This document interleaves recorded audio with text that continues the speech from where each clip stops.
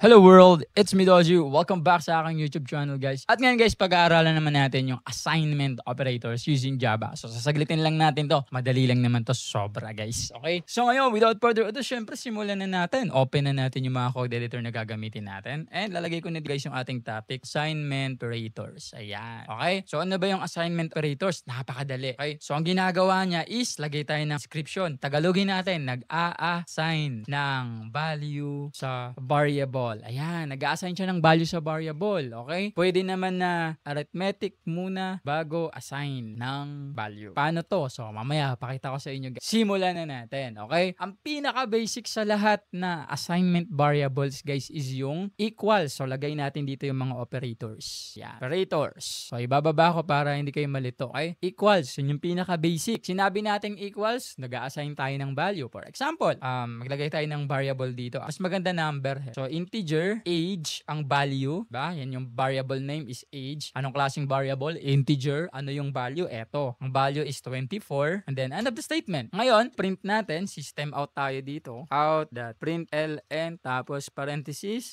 Mention natin ngayon yung age. Ayan. And then, end of the statement. Pag sinave natin to guys, nirun natin, makakapag-print tayo ng age na 24. Diba? Pinrint natin yung age eh. Ano bang value ng age? Hindi 24. Yan yung assign. Okay? Kumbaga, yung age na variable equals. Ayan o, equals. Nag-assign tayo ng value. Diba sabi dito, nag-a-assign ng value sa variable. Ayan na nga yun. Nag-assign tayo ng value. Anong value yung in-assign natin? 24. Guys, sa tingin ninyo, deserve ba ng channel na to na mas-subscribe? If oo, sana mag-subscribe kayo sa amin kasi almost 70% ng mga nanonood sa channel na to is hindi nakasubscribe. So, malaking tulong po sa amin kapag ka nag-subscribe kayo kasi nabuboost yung aming motivation na magpatuloy sa paggawa ng mga tutorial videos. Yun lang guys, subscribe and like the video. Thank you so much. Balik na tayo sa tutorial. Paano ngayon? Yung tinatawag na reassign. O pag reassign guys, ganun pa din. Equals pa rin yung gagamitin natin. Pero papalitan natin yung value. Paano? O, sa unang print natin, 24 yung lalabas. I-mention ulit natin si age na variable. Hindi na natin i-declare ha. Ito na yung declaration. May-mention na lang natin siya, tapos bibigyan natin ng bagong value. Ang value niya na ngayon is, sabihin natin, 60 years old na siya. End of the statement. O, ang ginawa natin, hindi tayo nag-declare. Ni-reassign natin siya. Okay, pinalitan natin yung value. Ang tawag dyan is reassign na pag-aralan na natin yan. Okay, i-print ngayon natin yung age. So, ang unang magpiprint, yung 24, sa ikalawa, 60 na. Bakit? Kasi ni-reassign natin. Again, ayan o, 24 tapos 60. Ano yung ginamit natin na operator? Equal. Both assign and reassign. Okay, yan yung una. Unang-una, common na assignment operators. Ngayon, meron tayong sunod.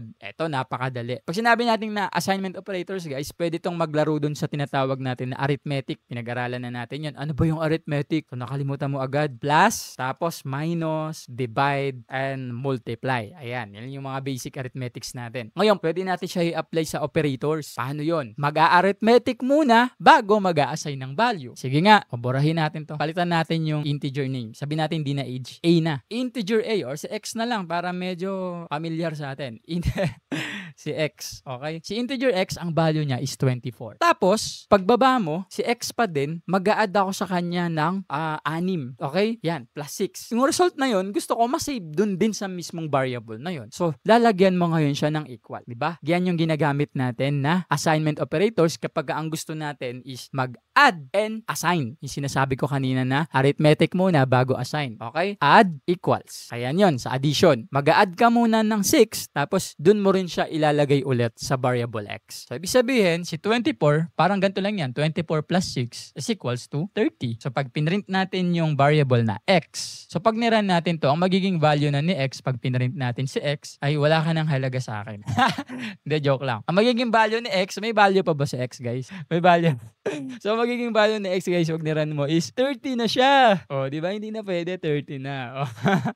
So, ganun yan, guys. The logic goes pati sa multiplication, subtraction. O, sige, subukan na lang natin, no? Para madaling pasada lang. Naintindihan namin yung struggle watching videos. Alam namin na mahirap yung mag-backward and forward. Tapos, ipopost mo pa kapag kailangan mong kopyahin yung code. Kaya naman, guys, gumawa kami ng PDF notes kung saan doon namin nilagay yung mga topic, yung mga code example, yung mga explanations. So, ang masasabi ko lang, guys, is mas advanced pa yon kumpara sa mga topic natin dito. And soon enough, maglalagay kami doon sa PDF ng mga link ng mga unlisted videos. Pag sinabi nating unlisted videos guys, ito yung mga tutorial na hindi namin pinpublic. You can only access them kapag ka meron kang link. So if you're interested guys, andyan yung link sa baba. And if you're going to ask me, is it worth it? Of course, it's worth it. Balik na tayo sa tutorials. Pag sinabi naman natin, paano pag gusto ko magbawas? Magbawas ng x. Pwede ba yun? So minus equals naman. Okay? Paano yan? Kung ang value ni x ay wala na.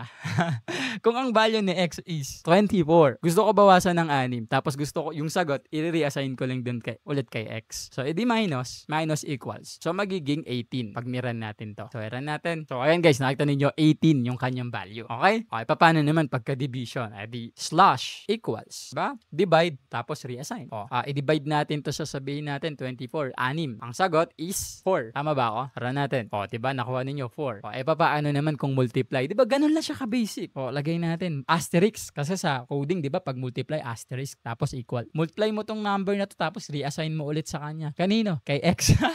O, kay x. Ayan, o. Diba? 24 is 120. Hindi, 100. So, i-run natin. Oh, 144 pala. Pag usapang x talaga, hindi ako magaling sa ganyan. Okay?